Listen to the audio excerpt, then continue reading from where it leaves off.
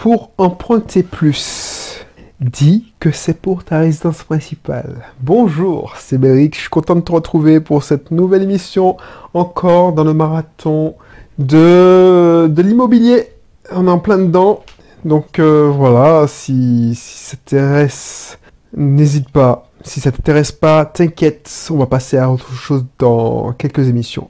Voilà, si tu ne me connais pas encore, je m'appelle Belrix, entrepreneur investisseur, je vis surtout de mes loyers, des loyers que je mon cash flow positif, mes différents cash flows positifs, parce que moi je vois tout un système. Pour moi, un bien, c'est un système. Donc je vis de mes différents systèmes. Je suis libre financièrement grâce à mes différents systèmes, que ce soit des systèmes en immobilier, que ce soit des systèmes en ligne sur Internet, que ce soit des systèmes classiques comme l'auto-école ou l'entreprise de mon épouse, de son activité libérale. Voilà. Donc je suis actionnaire de ces différents systèmes. Et il y a quelques temps, il n'y a pas si longtemps, j'étais encore salarié. Donc, ça t'intéresse mon parcours, n'hésite pas à t'abonner, parce que là, on parle, surtout dans ce contenu, d'investissement locatif, d'entrepreneuriat, on parle aussi d'état d'esprit de l'investisseur entrepreneur. Si ça t'intéresse savoir comment j'ai fait pour devenir libre financièrement, je t'invite à télécharger mon guide sur la liberté financière pour connaître ma philosophie, de consulter mon blog My Cat is Rich, ma présentation. La petite présentation est dans la description. Si tu veux me savoir qui je suis et savoir avoir plus de précision, n'hésite pas à aller sur le blog My Cat is Rich. Il y a un lien, il me semble. Et surtout, n'hésite pas à t'inscrire dans mes cursus. Si le cursus qui te correspond le plus, si c'est l'immobilier qui t'intéresse, n'hésite pas à t'inscrire dans mon cursus immobilier. Voilà, je crois que j'ai tout dit.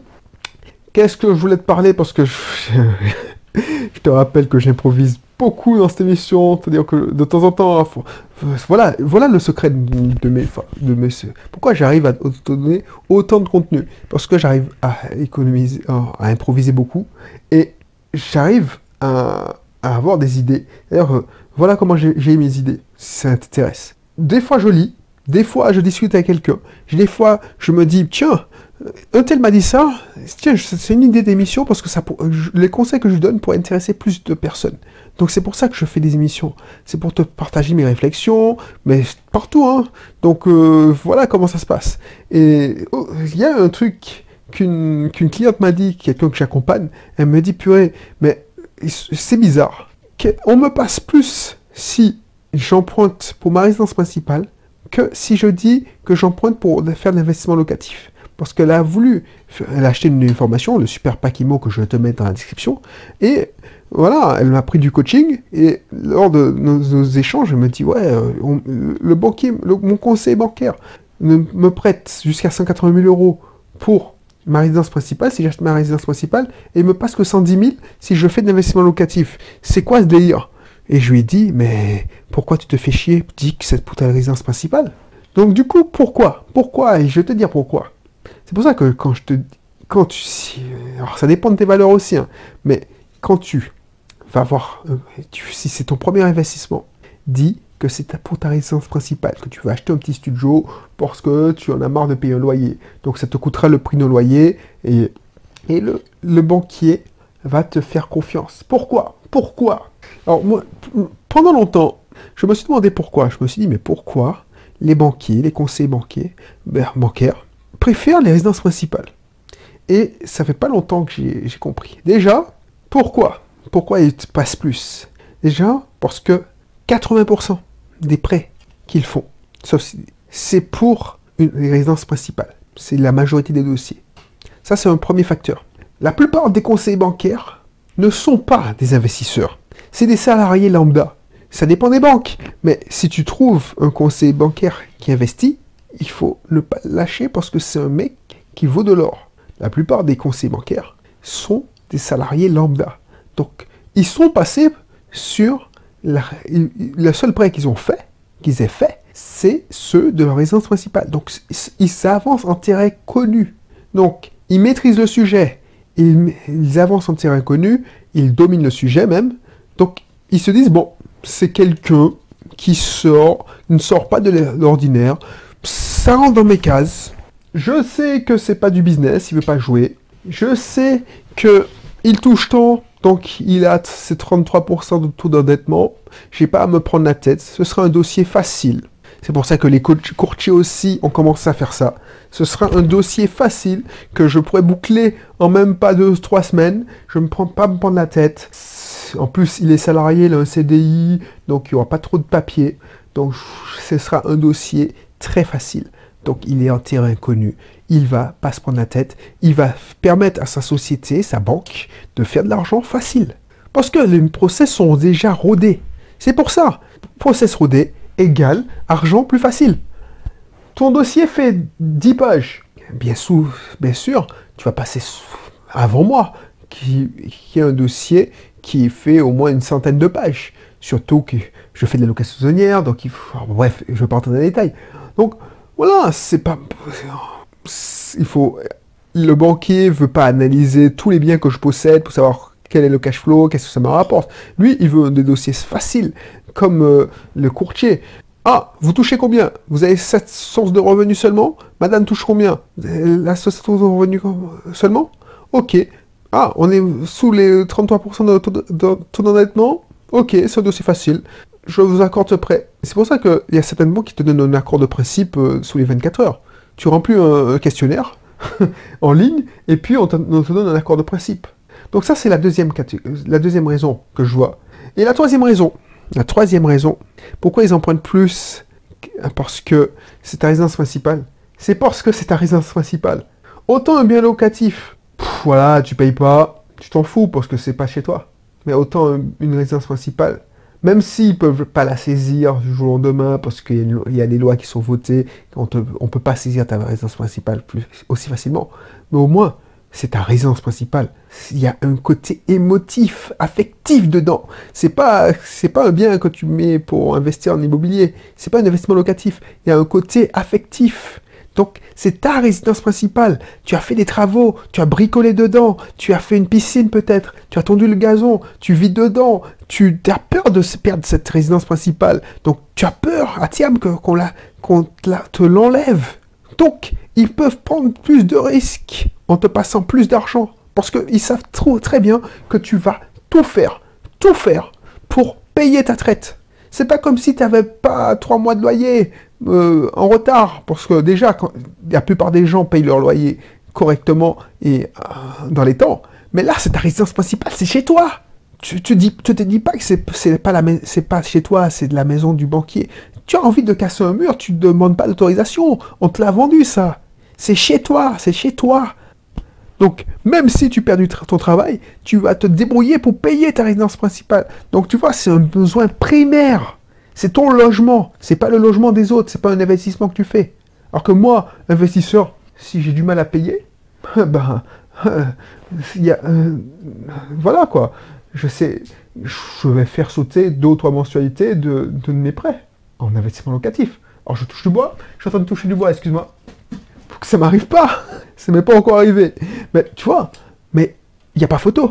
Si c'est ta résidence principale, c'est ton seul investissement, ton bien le plus précieux, bah tu vas faire tout pour payer. C'est tout pour payer. Donc c'est pas, tu vois, il y a des gens qui, surtout en Martinique, il y a des gens qui disent ouais, tu vu, les gars, ils disent quoi, il y a des gens qui qui achètent des gros 4x4 et puis on saisit ces 4x4 là. Moi, je crois que c'est une minorité, parce que tu veux pas qu'on te saisisse ton bien le plus précieux. Donc si tu as fait un effort d'acheter ta BMW à crédit, déjà, il ne faut pas se voiler la face. Je ne vois pas comment un établissement financier digne de ce nom te passerait de l'argent s'il y a un risque, ici il n'y a pas un minimum, il y a un minimum de risque. Alors je ne sais pas comment dire ça. Il y a un risque pour que tu ne le rembourses pas. Voilà. Il y a un risque pour que tu ne le rembourses pas. Il y a un gros risque. Voilà. C'est-à-dire que c'est pas vrai. Il faut pas se la jouer, ouais, voilà. Tu sais, c'est typiquement français, j'ai envie de dire. C'est pas antillais. Tu sais, les Antillais, ils n'aiment pas quand je dis ça. Ils disent ça, mais ils sont plus français que français. Mais ils veulent pas se l'avouer. Bref, pas entrer dans ces considérations-là. La preuve, hein. On nous a demandé si on voulait être indépendant plusieurs fois, on l'a refusé à 80% de la majorité. Donc ça veut dire qu'on est attaché à la mère patrie. Bref, Donc du coup, c'est pas vrai que CTLM, parce qu'ils ont des circuits, des filiales, ils s'appellent pas CTLM, mais ils s'appellent Crédit Moderne en titre, enfin, mais les organismes de crédit, ben, effectivement, ils prennent plus de risques que les autres banquiers. Mais ils passent pas à n'importe quel clodo 50 000 euros pour acheter une BMW. C'est pas vrai, il faut pas me faire croire le contraire. Parce que si moi, demain matin, je vais demander à cette société, oui, passez-moi 200, 300 000 euros pour acheter une Lamborghini, ils vont pas me la passer, ça. Alors je te dis, franchement, c'est pas mon truc, pas mon genre. Mais il faut pas se mentir. Donc, si ils passent et tu payes pas, c'est une minorité qui ne paye pas. Parce que la plupart des gens, ceux qui achètent une Mercedes, une BMW à crédit, mais à fort crédit, ils s'endettent lourdement, peut-être qu'ils sont locataires de leur résidence principale, mais c'est leur plus gros patrimoine. Quand tu es jeune, quand tu débutes, quand tu es jeune, eh ben, ta première voiture, c'est ton achat le plus important. Tu vois, mais avant, c'était comme ça.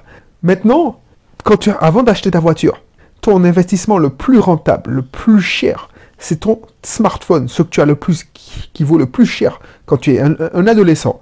Il sait économiser. Il a économisé, sauf si ses parents lui offrent. Mais on imagine que j'offre à ma fille l'iPhone 21, parce que c'est peut-être qu'à cette époque-là, ce serait comme ça. C'est son bien le précieux, qui a le plus de valeur. Donc tu penses bien qu'elle a une valeur affective à ça. Donc c'est la même chose. Quand tu fais un crédit pour une voiture, si c'est ton principal, c'est ton bien le plus précieux, tu vas le payer. Et si ton bien le plus précieux, c'est ta résidence principale, tu as une valeur affective dedans, c'est des émotions qui parlent, tu vas te faire le possible, même si tu manges du pain, du lait, des pâtes tous les jours, tu vas le payer tout de suite. Et si tu peux pas, tu vas avoir du retard. Mais tu vas pas te dire, oui, non mais on va pas me saisir, non. Tu veux pas avoir des huissiers qui viennent derrière toi. Tu as une réputation à tenir. Tu veux pas qu'on voit qu'il y a des huissiers qui arrivent. Non, tu veux pas ça. Donc, tu vas payer. Et le banquier le sait. Autant pour l'investissement locatif, personne n'aime les problèmes. Il y a un plus gros risque d'impayé. Autant pour l'investissement principal, ça va le faire. En tout cas, dans la mesure du possible. C'est pour ça qu'il va te passer plus d'argent. Et ça fait longtemps, tu vois, je cherchais les raisons d'un point de vue cartésien, chiffre, tout ça, mais ça tenait pas de route. Mais je l'ai trouvé d'un point de vue psychologique. Et je me suis mis dans la tête de quelqu'un de banquier, je me suis dit, mais pourquoi il me passe plus quand c'est résidence principale? Et c'est ça, pour moi. Alors peut-être que j'ai raison, peut-être que j'ai tort, peut-être que tu vas me donner une autre raison valable, mais pour moi, c'est pour ça, c'est le plus gros facteur. Pourquoi il te prête plus? Parce qu'il sait qu'il prend moins de risques. Il peut prendre plus de risques, il te prête plus parce qu'il prend plus de risques. Parce que tu y tiens à ta maison. Donc voilà. Donc n'hésite pas, si tu veux acquérir ta résidence principale, c'est toujours en vente, ma formation, acquérir sa résidence principale le moins cher possible, le plus rapidement possible, sans se faire entuber. Là on voit tout, je te donne toutes mes recettes pour que tu sois propriétaire de ta résidence principale en ayant une grosse ristourne. Je te montrerai comment négocier ces techniques de Sioux, des techniques que j'ai expérimentées. Il m'a fallu 4 achats pour mettre au point cette technique de négociation. 4 achats. Et le troisième achat, j'ai fait 30 000 euros j'ai gagné 30 000 euros. Et le quatrième achat, j'ai gagné plus de 40 000 euros. 40 000, 50 000. Et c'est des petits biens. C'est des biens de petite surface. Imagine que tu utilises mes techniques avec une maison qui vaut 200, 250 000. Donc n'hésite pas, si tu t'intéresses pas d'acquérir ta résidence principale, tu peux cliquer aussi sur le lien et t'inscrire dans mon pack Super Imo. Donc je laisserai les 2 présentations dans la description. Donc clique bien. Si ce n'est pas encore fait, inscris-toi dans mes cursus offerts, mais surtout clique sur la présentation des formations. Et puis, je te laisse méditer. Dis-moi dans les commentaires ou envoie-moi un mail pour me dire est-ce que je suis dans le vrai. Surtout si t'es banquier. Et puis, je te dis à bientôt pour une autre émission. Allez, on a contenu. Allez, bye bye.